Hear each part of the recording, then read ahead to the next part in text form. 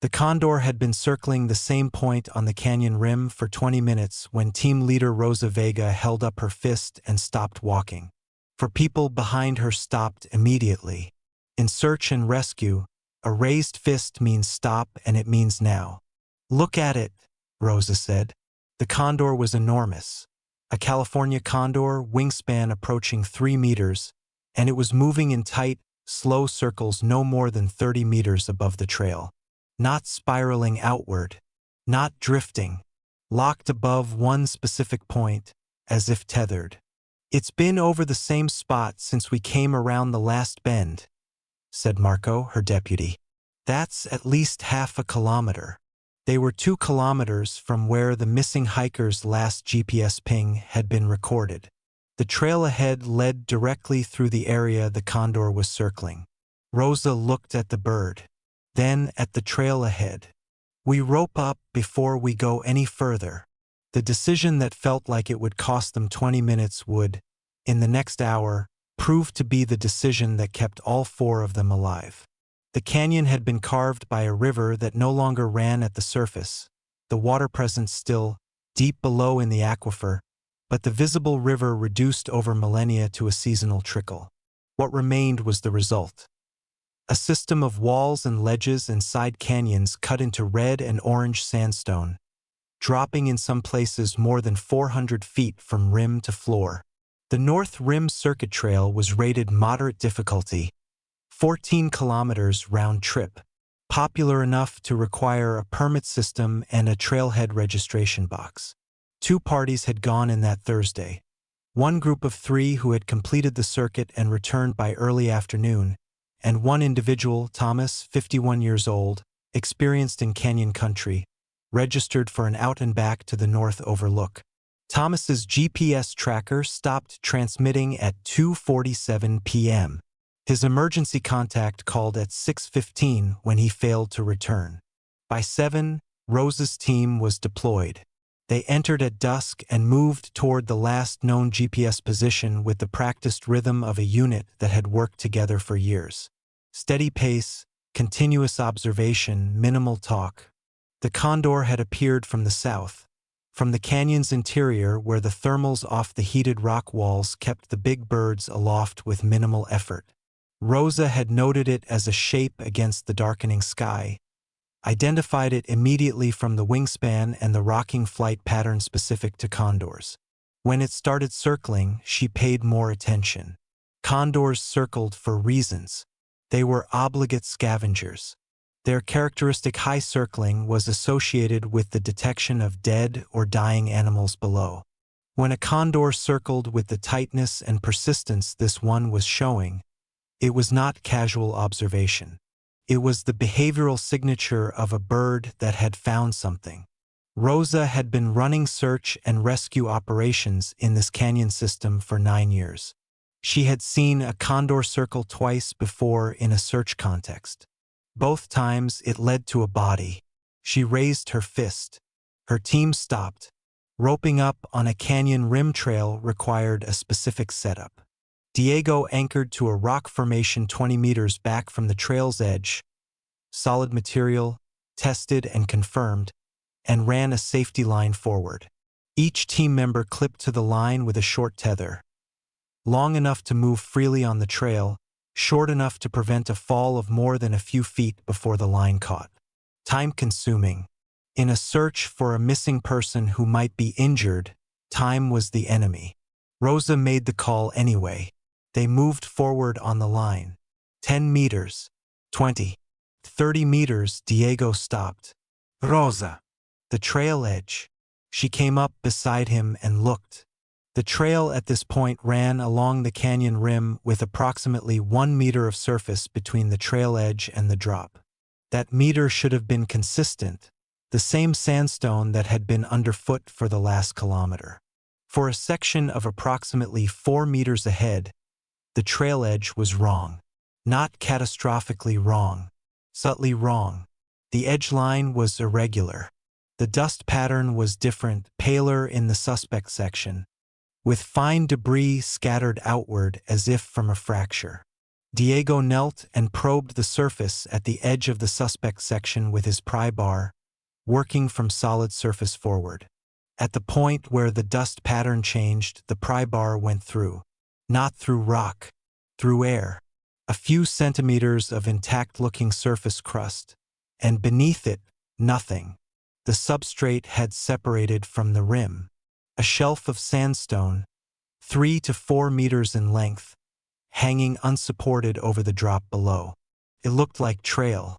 It would have held the weight of a person walking normally across it. And then it would not have held. Diego withdrew the pry bar slowly. He looked up at Rosa. She moved to the rim edge upstream of the break and looked down.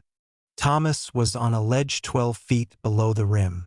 The ledge was narrow, 60 centimeters at its widest point, running along the canyon wall for 3 meters before ending in open air on both sides.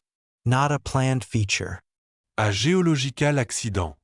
The kind of thing that existed everywhere in this canyon and that hikers studied from above as features of the landscape without imagining themselves on them. Thomas was sitting with his back against the canyon wall, right leg extended, left leg bent. He raised his face when Rosa's headlamp caught him. "Hey," he said. His voice was controlled, the voice of someone managing pain by managing everything else. "Took you a while.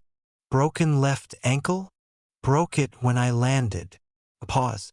"I've been here since about 3. He had come back along the trail toward the trailhead and reached this section. The trail had failed beneath him, fast enough that he had caught the ledge rather than the canyon floor. He had been unable to climb back up with a broken ankle.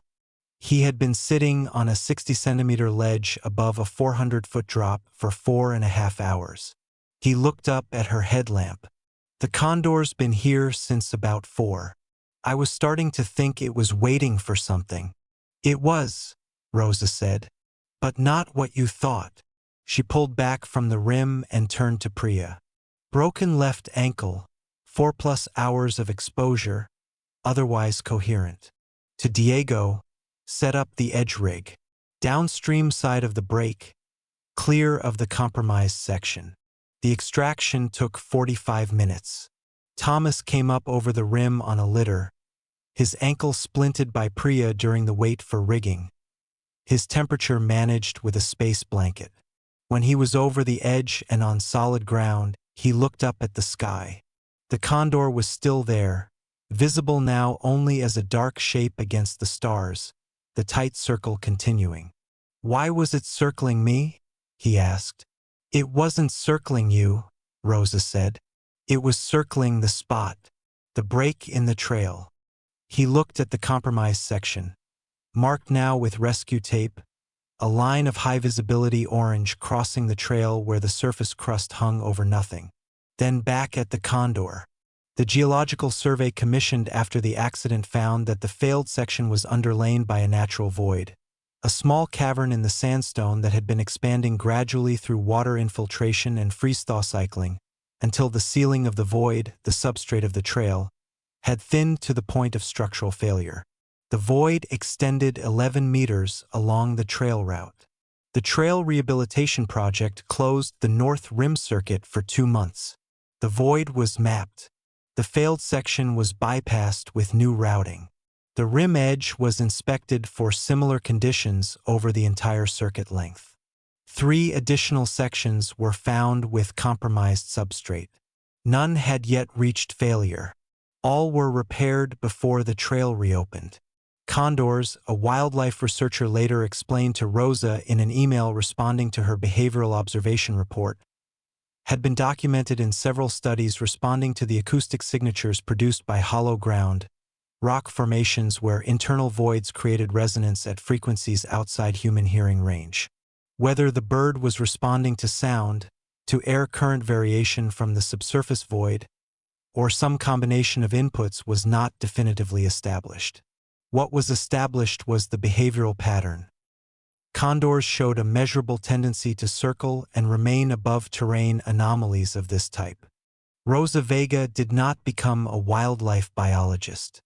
She continued to run search and rescue in this canyon system, as she had for 9 years before and would for years after.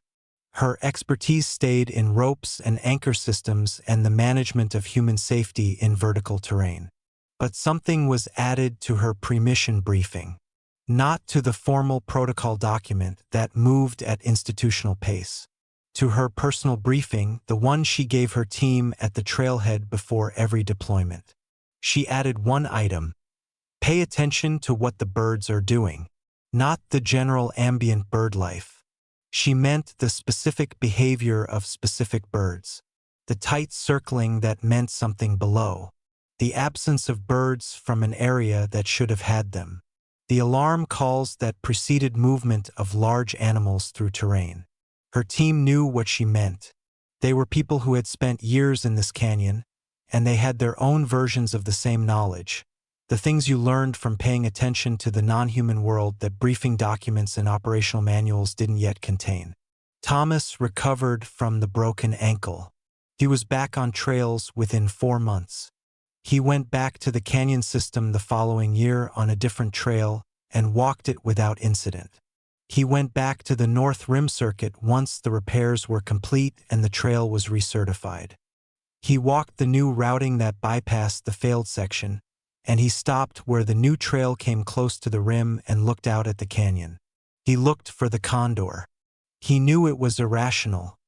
More than 300 birds in the wild population now, ranging across hundreds of miles of canyon country. The chances that the specific bird that had circled above him was also here on this particular afternoon were vanishingly small. He looked anyway. A condor appeared from the south, riding the thermal off the heated west-facing wall. At eye level with him for a moment as it tracked along the canyon, enormous, the red head bright in the afternoon sun, the white underwing triangles catching the light as it banked. It did not circle. It was going somewhere, moving with purpose on its own business. Past. It was gone. Thomas stood at the rim for another minute. The canyon was unchanged, the scale, the color, the specific quality of silence that 500 feet of vertical rock on all sides produces. It was not changed by what had happened. It was simply the canyon. He turned and walked back down the trail toward the trailhead. Above the canyon, somewhere, the condors were still flying.